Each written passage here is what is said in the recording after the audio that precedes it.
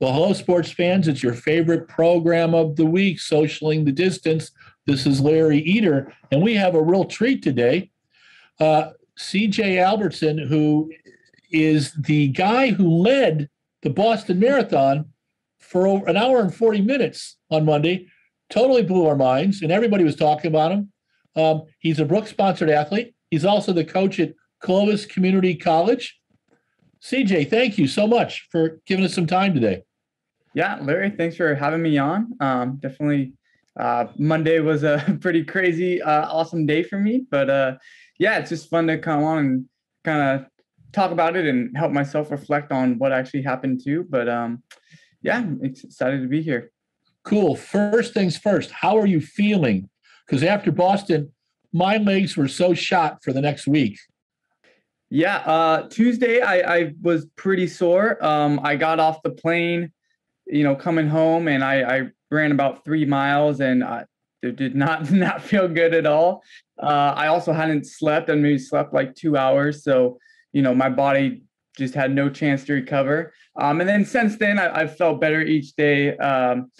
On Wednesday, I ran with some of the girls on the cross country team I coach, and felt a little better. And then yesterday did some Peloton classes, and so feeling decent. And then today I felt somewhat normal. Definitely still sore. My quads are still a little tight, a little sore, but I'm starting to feel like decent again.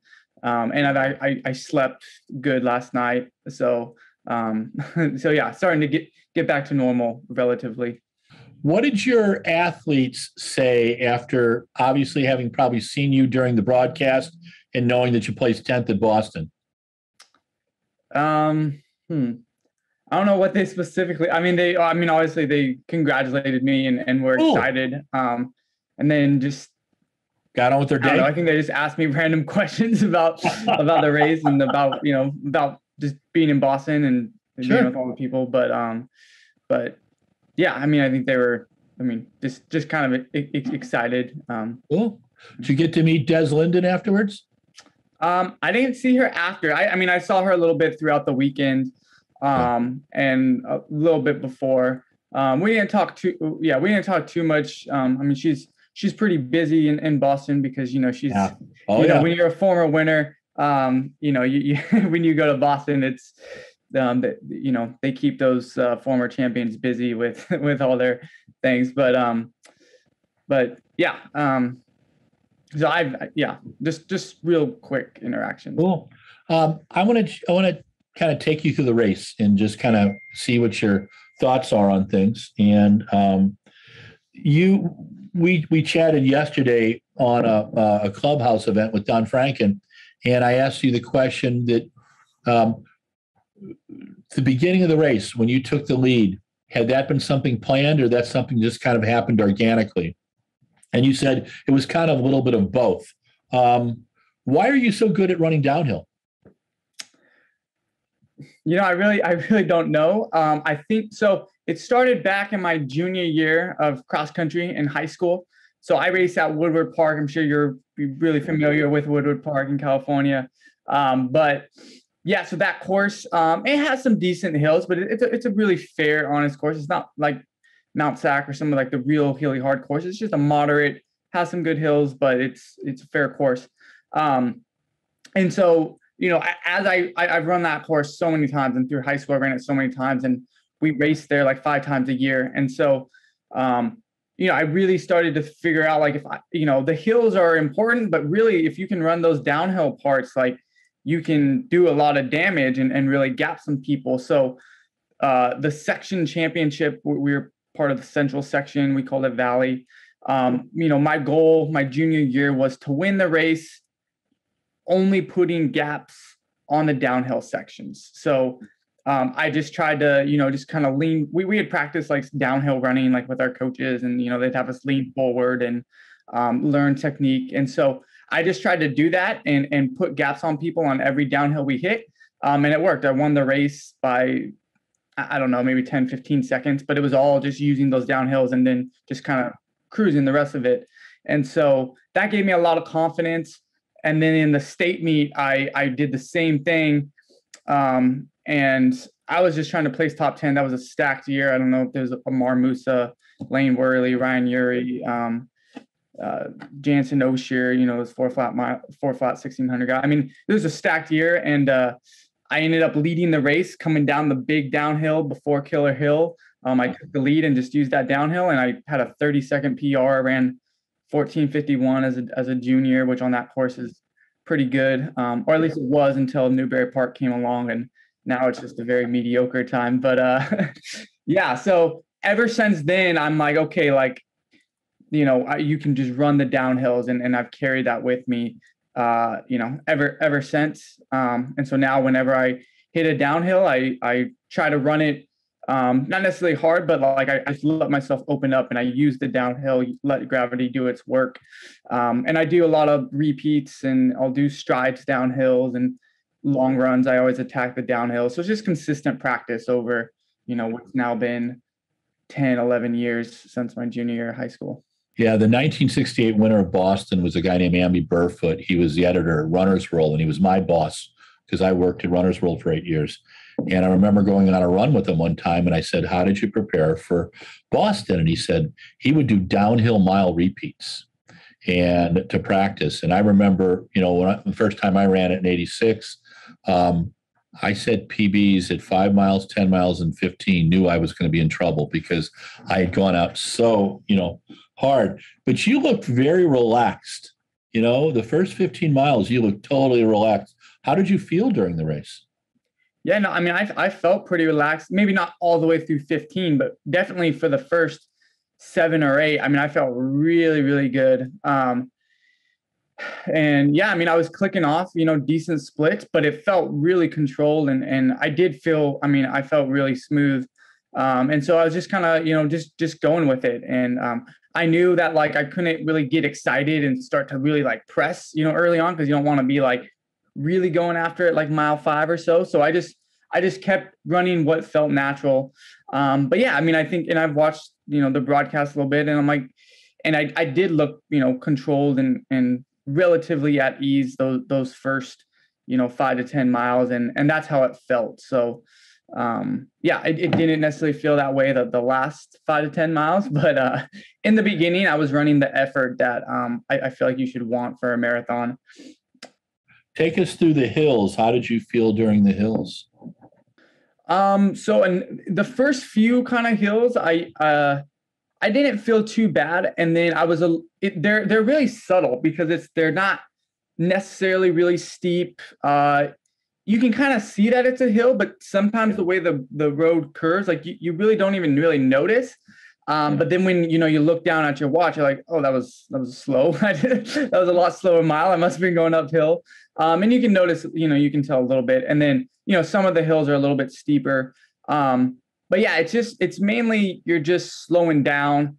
The effort kind of feels the same. It's just, you're going slower. And so I think I went a little bit slower up the hills than I wanted to. I think you have to get into a different rhythm. And I didn't necessarily find that rhythm. And I think maybe I could have intentionally switched gears a little bit more. Because at that point it was so late, or it was late enough, when you're 15, 16 miles in the race, like you can push a little bit. And so I think maybe it would have helped if I would have just intentionally tried to kind of dig down, kind of like when the leaders passed me, I like kind of switched gears up the hill in the last 200 meters or so. I was running a lot faster up the top of the hill. And I think I could have, maybe ran more at that pace earlier on. I just, you kind of just get stuck in the rhythm that you're in. But yeah, I mean, the hills really aren't like just that punishing. It's just that they just, you've been running downhill and flat for so long, they just kind of throw you off and kind of slow you down. And they're at definitely a tough point in the race. But, everyone's ran more difficult hills, that's for sure. Yeah, Bill Rogers used to say, well, he told me one time when I interviewed him that all 4 times he won, he didn't feel well going down the hills. I mean, he's a great downhill runner. He just started to feel good when he got into the hills because they were technical, and he really focused on them. When you get past the hills and you got that nice downhill, how did you feel over the last 4.5 miles? Yeah, I mean, I started to feel good again. I got to luckily when they passed me, I was able to kind of regroup on the hill. And so they only got maybe 20 meters on me. And then that was like, okay, they're still in sight. Like if I can get rolling again on the downhill, like I can catch them. So it took me a little while to get into that new rhythm because that last mile up Heartbreak Hill, I was moving pretty slow. It was like a 5:35 mile, by far my slowest mile in the race. And then when I got up over the top, now I'm running like 4:45, so 50 seconds faster. So it's a big switch of gears, but so it takes a little while to like get adapted to that. But after about 800 meters, then I started to feel comfortable again. I resettled into that rhythm. And we were less than 5 miles to go. So it's like, I can kind of just go full gas right here and, just run as hard as I can to the finish line. So, yeah. And then the crowd gets super loud down there. You go past, I think Boston College or one of the I mean, there's so many universities down there, but one of them, and they were really loud. And so that kind of pumped me up too. And I was able to regroup with the pack. And then once you're with the pack again, like you're not necessarily feeling everything and you're just like engaged in the race. And so that's, I didn't necessarily feel any pain. I'm just like trying to run as fast as I can because you're just so engulfed in just this amazing competition. Sure. You ran 2:11:44. Now your PB is 2:11:18. Yeah, that was at the marathon project last year. Oh, cool. Do you think you could run a PB on a Boston course in the future? Oh yeah, I definitely think. I mean, as long as the weather is just somewhat decent, I think you can run a personal best there. I mean, only though if you run the first half fast, you have to. That first half has to be quick. Because I don't see myself negative splitting Boston ever, but yeah, but I think you can run close. I mean, I don't know if it's a true PR course. Like I always think, like if Chicago's good weather, I could probably run faster there. Like Chicago is, I think Chicago is one of the fastest. I think London and Boston are deceptively tough. You've raced over 50K, and that is a challenging distance. Did you do that indoors or did you do that on the roads or where did you do that? The 50K was on a track. I did that at my high school, Buchanan High School.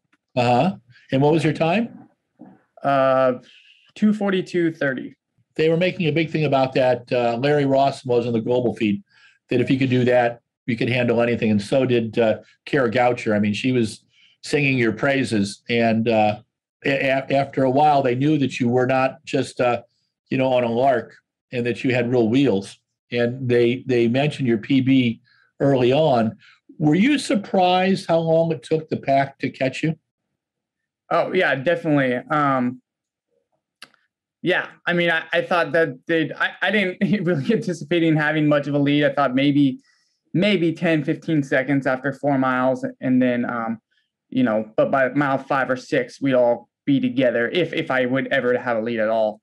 And then, yeah, I mean, I really, that was it. I didn't really even play much of a scenario in my mind where I was leading anywhere past 10 or 12. I mean, it was, so when I got to 4 miles and they said I think the lead card told me I had a 59-second lead. Like when I crossed 4 miles, I was like, that's kind of a lot. Like they're not like, I'm going to be out here for a little ways. And I thought they'd pick it up, and then I felt good. I was rolling. And then, and then that lead increased to like 2 minutes. And it was just, I didn't, I don't know. I mean, I just did not expect that. Talk to me about running a 50K on the track. What was the biggest challenge for you?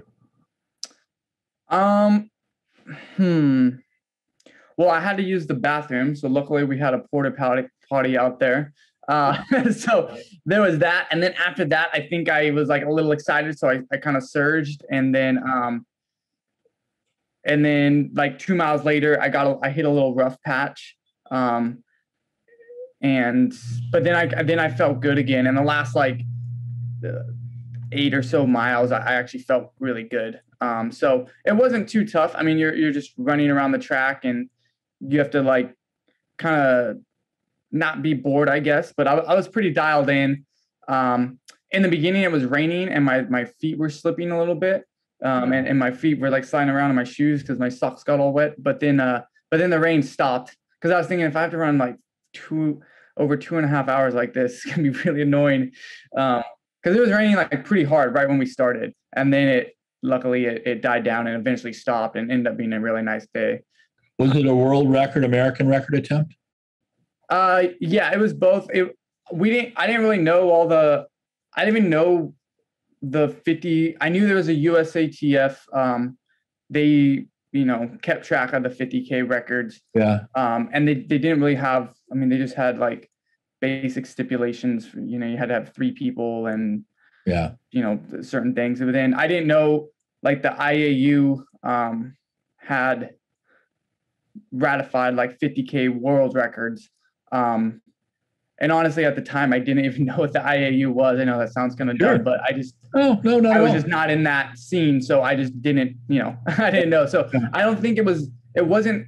I didn't have a drug test, because I would have had to pay, I think, like $1,800 out of pocket, and USATF told me I didn't need to. So why would I? Like, So it wasn't ratified by the IAU. Yeah. And then they ended up, some guys in South Africa broke it like this past year anyway. So, but it was ratified by USATF because I met all their standards. So yeah, it was mainly just to get for something to do. I guess the title of 50K record's cool, but it was more just, I wanted something to go after, because it was during the pandemic. And when I had originally scheduled it, the marathon project hadn't been set up yet. So, yeah. Talk to me about the Olympic trials. Tell me about that experience in the marathon. That was that was a really cool experience. Besides, before Boston, that was definitely my favorite running experience. It was just such an amazing weekend. There was just so many people, so many qualifiers. And so the energy that was there was just great, because you're on the line with, 400 or so people. I don't remember the exact number of guys, but maybe like 350, but, that had run, under the qualifying time, under 2:19. And then, and then that was the first real big race I had done. I had done CIM, the California International Marathon, and I was second there. But that wasn't that's not like super, super big. And so this was the first time I'm like lining up next to all these people that I've, watched on TV, watched through college, watched them, compete for national championships, win national championships, both at NCAA and professionally. And so they've always been guys that I've just like watched and rooted for, or, just saw. And I was never in that kind of club or at that level. Like I was just I wasn't even the participant. I was at home watching. And so seeing all those guys, and I'm lined up with all of them. Just so many. I could just rattle off a bunch of names that I was like, wow, this is this guy, this is this guy. And then, but in my head, I'm thinking like, and I'm gonna beat almost all of them. Like I had that confidence. Like I knew I could. I was still ranked like 39th, so I hadn't necessarily ran all those times yet, but I knew it was within myself, and I was pretty confident I was going to have a good day. So it was just a weird experience, because you're like with all these people that have been in a completely different level than you, but yet I'm there knowing that I'm going to beat them. And then when the race goes off, like, again, there was a big down, the first mile's flat, and then it goes downhill down Peachtree for about 3 miles. And so I just went with another guy that went. And so we were us two were out front, and I was just drafting on him because it was a pretty windy day. And then that just got me engaged in the race, because I'm like, I'm out in front, of the Olympic trials. And then once the pack catches up, then it's like, okay, like I'm with everybody, but it got me engaged. And then it was just, it was a lot of fun. It was a massive pack. Like there was, gosh, I don't know, 50 or 60 of us, it seemed like, through like halfway. And I knew what we were running. We were running 5 flat the whole time. So we're on 2:11 pace on what's supposed to be one of the hardest Olympic trials courses ever. like 1,200 feet of elevation gain. It's like, it's a really supposed to be a tough course. It was 15-mile-an-hour winds. We really weren't supposed to run that fast. And there's like 60 of us all at 211 pace. So, it was just fun. And then the last 10K, I was able to just run a lot of guys down after they had dropped me, and then run my way into the top 7. So it was really fun. And what did it feel like the last couple miles as you're passing people? It felt like my long runs, just because I do such long runs, and you always feel tired, around like miles 16 to 22 or so. There's always that window where it's like you've been running a long time, but you still have a long ways to go. So your brain's not in that like kick mode yet. And so those miles hurt. But then like once I get in the last few miles, I wasn't picking it up. I was just somewhat staying the same, because it was tough. I mean, you got into the last couple of miles were tough. That some of the hardest hills were in those miles. Everyone was alone pretty much. So, and it was windy, and you were running into the wind most of those first miles. So I didn't feel good, because it feels like you're running slow, because you're running into a strong headwind and battling up hills. And it's just like, you just feel so slow. But then at the same time, I'm just rapidly catching people. Like I remember moving into 10th, and then the 9th place guy wasn't too far ahead. And then, 7th and 8th, like they were a ways ahead, but I'm like, I'm catching them quick. And so like, that just is like, it's exciting. And then I passed both of them going up a hill, probably the steepest hill of the race. And then coming down the home stretch, like knowing I'm going to be 7th. It was really cool just to achieve like what I knew was possible, because I knew being top 10 and being up there, like I could do it, but it's another thing to actually do it. Because I just never done. I mean, I'd never been, my best national finish, like in high school, I was 36th at Foot Locker. But in college, I never made a national cross country meet. I made nationals in the steeple one year, but I didn't make the finals. But like 5K and 10K, or I didn't run the 10K, but 5K, I was like, best. I was like 70th something, like nationally. Like so to actually be like in the top 10, like it was just like something I've just never done before, and it was cool. How big of a PB did you set in Atlanta? It was right around 2 minutes, because I ran 2:13:40, and then I went 2:11:48. That's awesome. That's awesome. You also did that race at the New Balance Track and Field Armory. You did the indoor marathon, correct? Did you run that one? Tell us.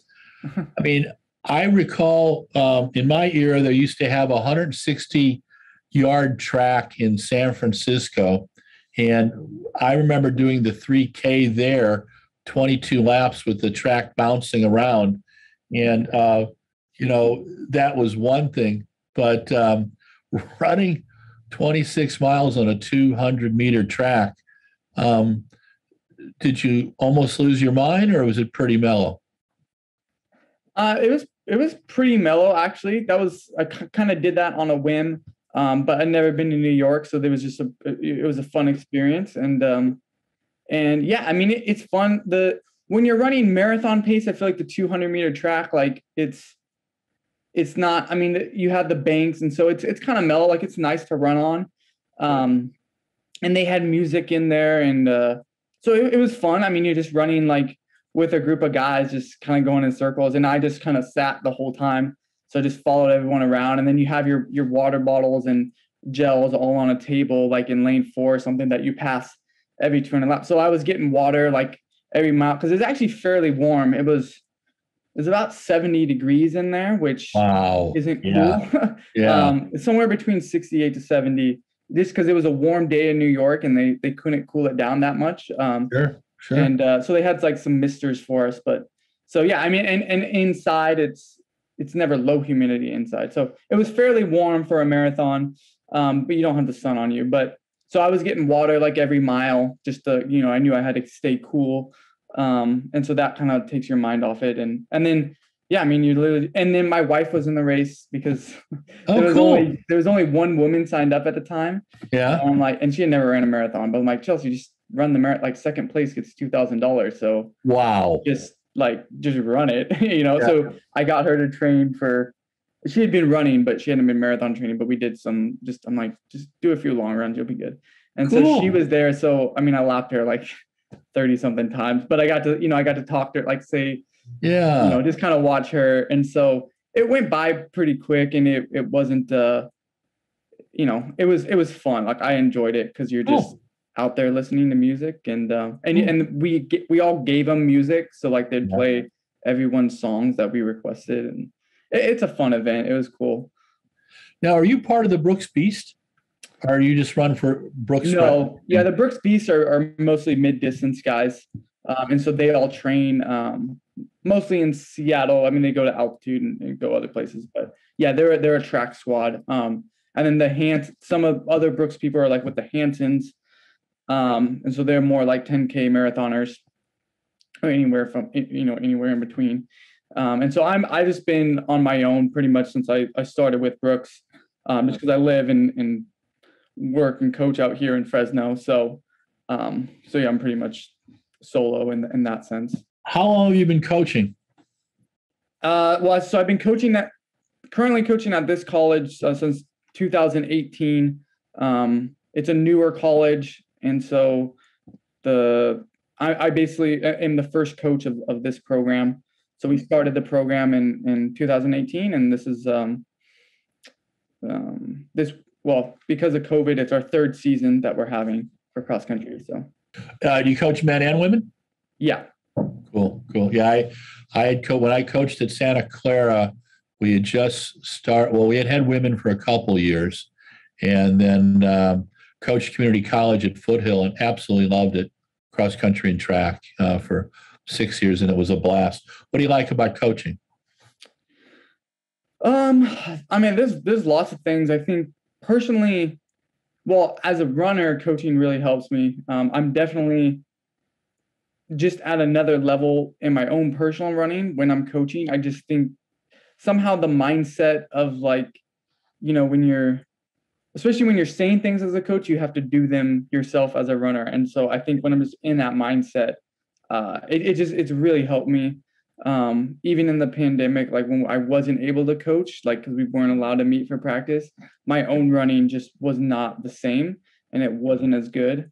And so I don't think that, I mean, that's like a big reason, like I wouldn't give that up to, go live at altitude and train on my own without coaching really helps me as a runner. And my athletes too, they like just because they're trying to accomplish their goals and they're going through, like they have like their struggles and think like they're trying to get better, but there's always struggles within that, and then they're overcoming things, and then so it's just like the motivation that I get from them like helps me too. And it's just fun. I mean, I'm really competitive. I like to compete, and coaching's a different way because you don't actually get to race. So it's just like, it's different when like you want to win really bad, but it's like you just have to watch, and like ultimately it's up to them to go out and do it. And like, so you kind of have to give up some control because it's just like they're going to do what they do. But it's also more satisfying in a way, like, when your team does really well, like it's a different type of joy. And because you're just so proud, and like, it's like so happy for them that they ran well. And it's just a cool, really, unique feeling to coaching that you can't get if you're not a coach. Maybe as a parent a little bit, but I don't know, because I haven't got to that stage of life yet. I will soon, but not quite yet. And so, yeah, it's just, I really, really enjoy it. I remember I interviewed Emil Zatopek in about 1991. He and his wife were both gold medalists, were coaches. And his wife was a coach in the javelin. He coached distance runners. He said it was the most frustrating thing he'd ever done, because watching his athletes run on the track and he was standing off the track, he said he had never been more nervous, And I always thought that was pretty fun. you have survived almost 35 minutes with me, so good job. And thank you so much for your time today. But I wanted to ask you, I've got a couple more questions for you. And I'm just pulling up so the way that I work when I do interviews is I don't, I will do questions, but I kind of like let it kind of go with the flow. So my final real question for you today is this. You had an amazing experience in Boston. I think it's career changing for you. I think obviously your sponsor, Brooks people, I've talked to them. They're happy as can be. You put them on TV for an hour and 40 minutes. And I was watching not only the NBC broadcast, but then afterwards I watched the global feed, right? You were everywhere, man, So I think it's kind of cool. And you ran like a real runner. It wasn't like that you are. You know how sometimes at races, some knucklehead will go out and take the lead for the first 100 meters. And you're kind of going, what is going on here? And what did you learn from Boston? What's your biggest lesson from Boston? Yeah, I think Boston just kind of reaffirmed that, like, for me to be at my best, I have to like be myself and do what I do best. And so, you can't run other people's race, and you can't be intimidated, because I think that there is a level of intimidation as far as like you go out to the lead in the Boston Marathon as bib 29, and you're not supposed, like, no one thinks you're going to win. You're not supposed to win. Like, so why are you leading the race? And so you can have those like things where it's like, oh, like I'm going to look stupid if I'm leading. People are going to say, whatever, criticisms, whatever. And so that can be a hindrance, but I'm just glad that I didn't really think about that, because I have insecurities, but I'm also pretty confident. And so, I've always done kind of my own thing, and I don't really care if I'm viewed as weird. So to do what I did, I think I ran the best race for myself. And it paid off, obviously. And so I think that it just reaffirms that. And there's obviously, like, I think there's still things that I have to work on, and things that, like, just racing things that I can improve on. And obviously, like, uphills, like, you can't have like huge weaknesses. So I have to close that up a little bit, but it really just reaffirms that, like, to be at your own best, you have to run your race, and you just have to like trust in what you do and not really care about, anything else. And so, it just reaffirmed that. And I'm excited to just kind of, double down on my strengths, and then definitely improve my weaknesses. But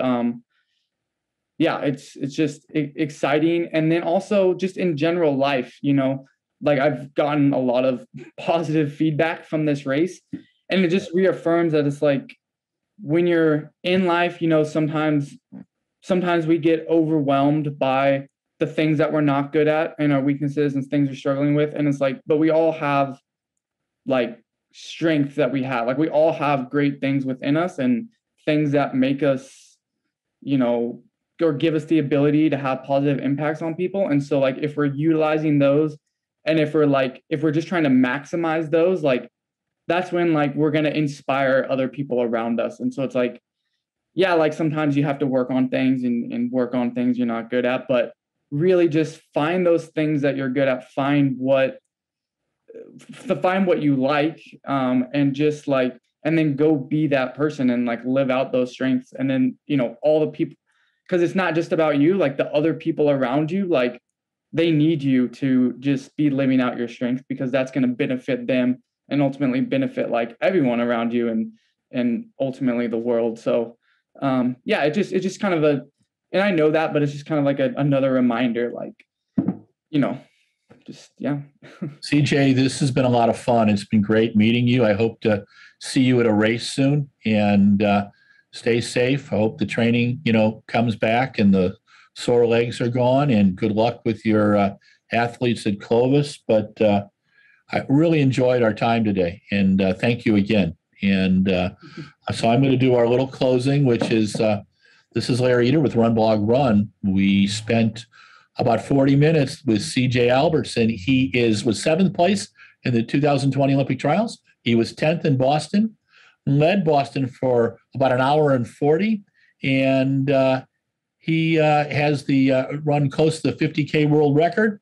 Unofficially has the American record at 50K. So we'll keep that one going. But thanks again.